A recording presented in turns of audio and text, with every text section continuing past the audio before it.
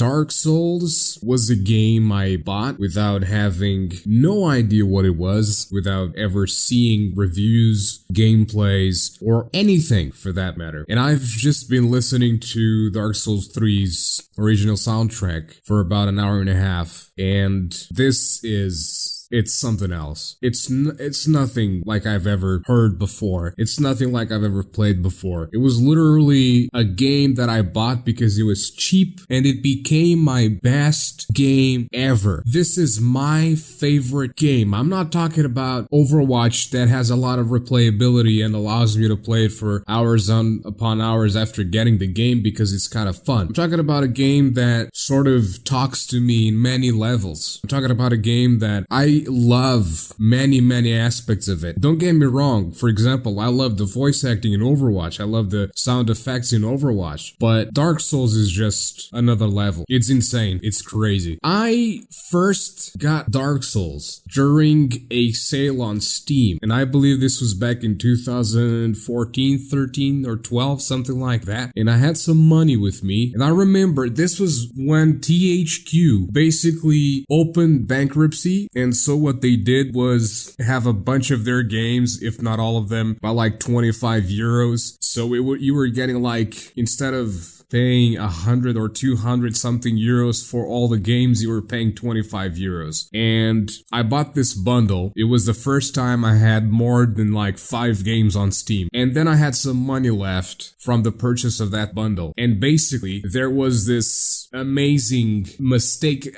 I don't want to call it a mistake, but it was not intended. It was not supposed to be my favorite game ever. But I saw Dark Souls hanging there. The name was intriguing to me. Dark Souls. I love the dark. I've always enjoyed the dark. I've always enjoyed the obscure, the mysterious, the mystic things about life. Souls. I've never believed in souls. It has always been a concept that has been brought upon humanity by religion, I like to think, but I've never believed in souls. I believe you are born and you have a consciousness, and when you die, you die. You go 6 feet under and that's it. There's no soul going up to heaven or whatever. So it was very intriguing to me hearing about Dark Souls or seeing Dark Souls on Steam. I think it was 10 euros. I thought it was an MMORPG for the first time I saw it. And I was like, I remember Requiem. Requiem was another great game that unfortunately that never did as good as I hope it did. But Requiem was a horror MMORPG. It wasn't your typical World of Warcraft or Guild Wars or anything of the likes. It was a true horror MMORPG with crazy looking creatures, crazy spells, crazy abilities, a lot of focus on blood and gore and limbs and stuff like that. Whereas World of Warcraft was very cartoonish, very appealing to all audiences. And Requiem also holds a special place in my time of playing video games. So I bought Dark Souls. And I decided to give it a go. And it was just like the first time I opened Audition. I gave it a look and I closed it because I didn't understand anything and because it was just overwhelming. So, with that said, I went on YouTube looking for videos about Dark Souls. Where exactly was I failing? Where exactly was I not being able to proceed with the gameplay? And quickly I realized it's a very complex game that requires more than just going on a linear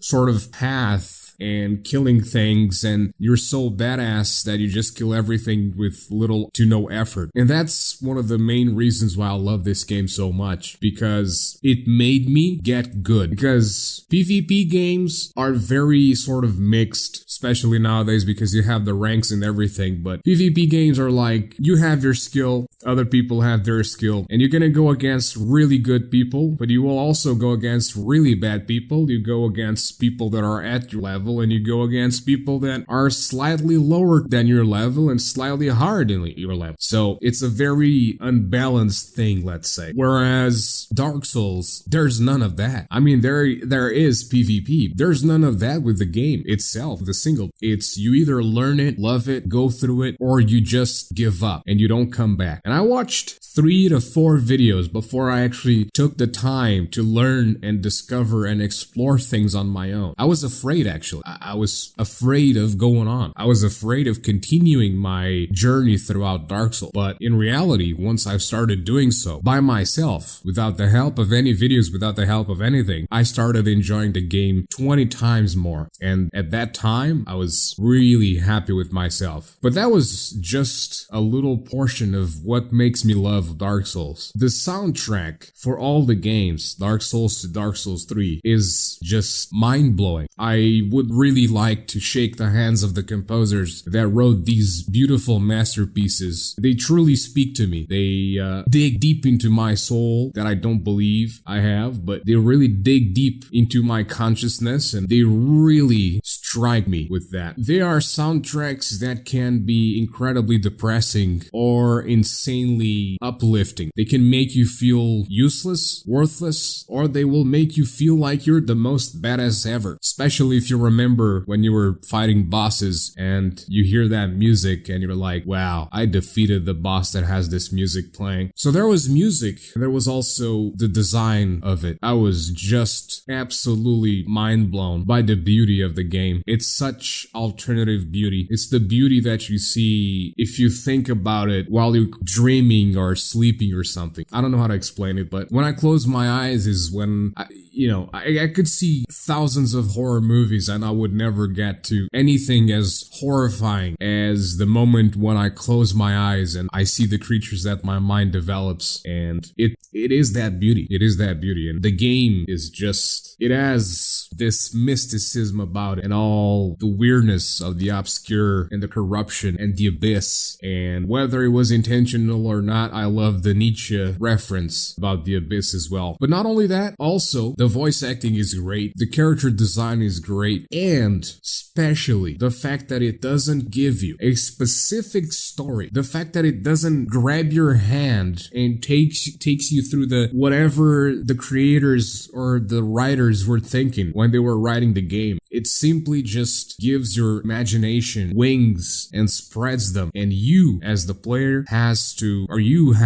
to just imagine things and develop the story as you go. Your character truly is your character. It's not like a character, I don't know, in World of Warcraft. You could still roleplay in World of Warcraft. You could still have a very unique character. However, your character is your character, despite the fact that everything is happening around you in the world, but your character, it really is your character. And I've always given importance to that. I never created characters called Dumbo or Ridiculous-O or something like that. I never created characters like that. I've always liked creating characters that had a meaningful name because of how meaningful play those characters it was. So with that said, it is really my favorite game of all time. And no, I haven't played thousands of hours of it because it's just, I'm a very easily frustrated individual, and I don't think you have to play thousands of hours of something for that to be a favorite thing. You don't have to listen to the same band thousands upon thousands of hours a year for you to have that band be your favorite. You don't have to put yourself through something repeatedly and lead to exhaustion just for you to be considered a true fan of it. So yeah, I have about 100 and something hours of Dark Souls 1 played, and Dark Souls 2 and Dark Souls 3. So I have overall, I would say 500 hours of Dark Souls, the franchise, played. But it really is an insanely amazing game, and I absolutely love it. And it truly is my favorite franchise of all time. And if you've never played it and you are interested in the same thing that I mentioned throughout this podcast, I would highly recommend that you go play it. Even if it feels overwhelming, even if you feel powerless, give it a go. Try it. Maybe you'll love it. Maybe you'll hate it. But nonetheless, you give it a go. It's a truly remarkable experience. And I guess everybody that plays Dark Souls, and I guess everybody that really loved the game also agrees with me when I say that it's a truly unique experience. So go give it a go. Try it for yourself. And then let me know whether you loved it or hated it. But that's going to be it. Thank you so much for listening. I'll see you on the next one. Bye bye.